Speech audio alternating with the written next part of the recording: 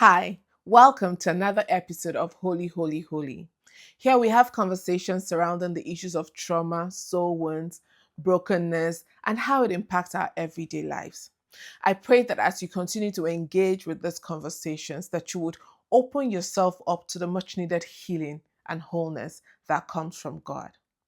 So today, I'm not sure what this episode should be titled, but I remember reading the book of Songs of Solomon, chapter 8, verse 8, where I think brothers were writing concerning their sister that what shall we do for our sister the day she's um, asked for or asked after, something like that. And they said that if she were a wall, and I paused. I said, wall, wall, wall. For some reason, I was fixated on that wall. And I remember making a note when walls become doors.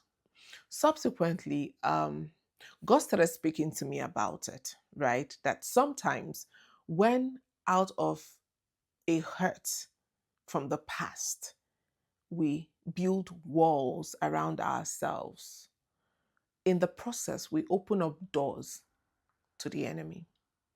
Let me share my experience. When I was in college, I think that was the height of my low self-esteem, to be honest.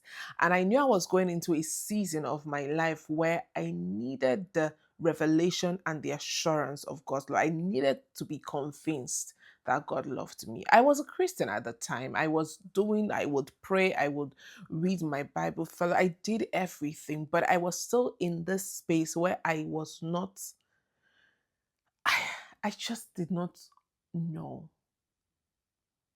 the love of God. It was foreign to me. It was nice, I understood the concept. I probably even preached about it, but I didn't quite experience it for myself. And so I had taken out a fast, a 3-day fast to, seek the Lord, specifically saying, Lord, I want to experience your love. I want to know what your love feels like. And this, like I said, this was a 3-day fast. And I think it was on the second day that God gave me a vision. And in that vision, I had seen myself, in a very sparse land, but I was encircled by a very tall, thick wall, like this very medieval type of walls that are thick and high, almost like a castle wall. And I'm like, how am I here? Why am I here?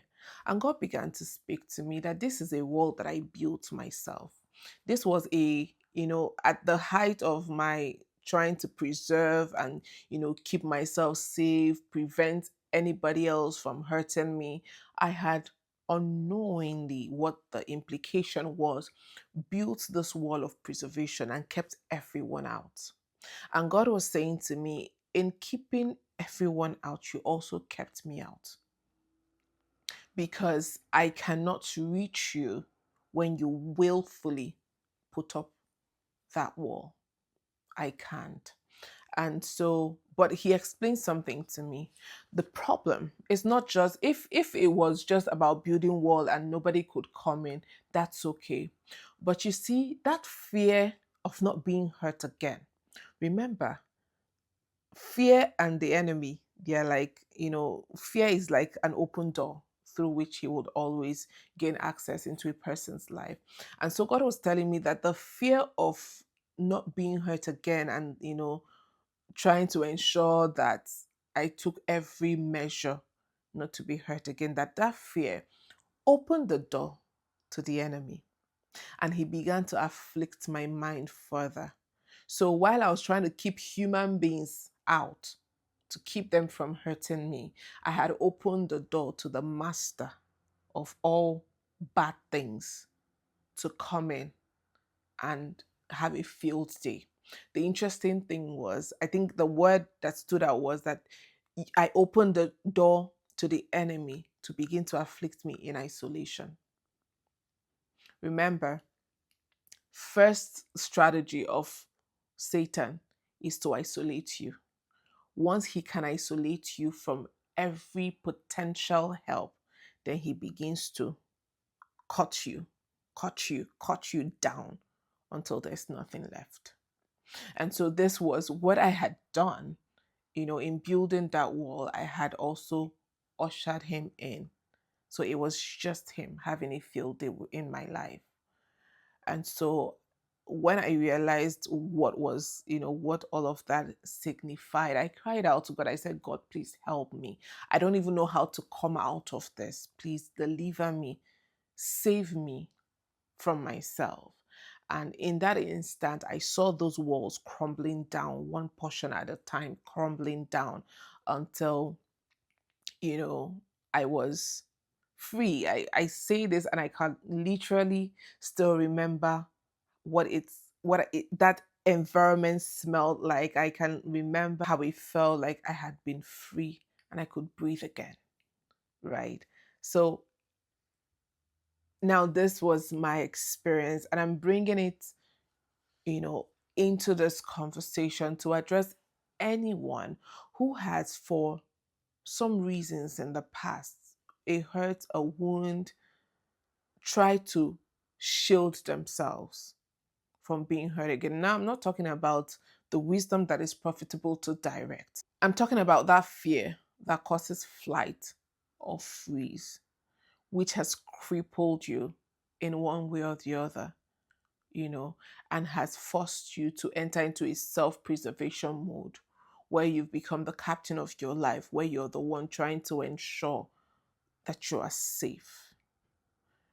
I need you to trust God. I need you to trust that there's nobody who can keep you safer than God can. You need to know that He is here for you, right? The Bible will say in 2 Corinthians chapter 10, verse 3 to 5, casting down every imagination and everything that exalts itself against the knowledge of God. It talks about pulling down strongholds. In my case, those walls were strongholds that I even set up myself, right? And those things were restricting my ability to encounter and experience God's help and God's healing. In what ways have you opened yourself up to the enemy in the with the intention of keeping yourself safe? Remember that when you shut people out, it's a form of isolation, and that there is an isolation that causes desolation. There is an isolation that happens before the enemy begins to do his dirty work. Like there is a place where he locks you out and shuts you out from people. Is it possible that the enemy has isolated you even while you were trying to keep yourself safe? Remember, he's a thief that only comes to steal, kill, and destroy. I want you to know that God wants you to heal. I want you to know that God is interested in your being whole, no matter what it is that has happened to you. But you must trust Him and surrender yourself to Him. You must open yourself up to experience the healing that comes from Him. I know that you've been hurt in ways that you can't even begin to explain. Like, where do you start from? Those type of hurt that you can readily tell someone you don't understand. And I know that you're afraid that if it happens again, that you might not be able to survive, that your heart can't take it. But I also need you to realize that some of the subconscious beliefs is the enemy that has gained access into that space where you're trying to stay safe. And he's there telling you lies and making sure that everyone stays out. God is calling out to you. God is trying to get your attention. God is reaching out his hand to you. If only you'll take his hand. Invite him in. Let him show up and do what only he can do. And touch you like only he can, and change your life like only he can. There's no place you'd rather be. There's no safer place than in his arms. There's no greater place of refuge than under his wings. It's better than the wall. It's better than the wall. I pray that you open yourself up today. I pray that as you hear this conversation, that you surrender and ask God, just like I did, please help me. I don't know how to help myself. I don't know how to come out of this place. I feel like I'm already drowned. I pray that His grace will carry you. I pray that He will reveal His love to you in ways that you've never known before.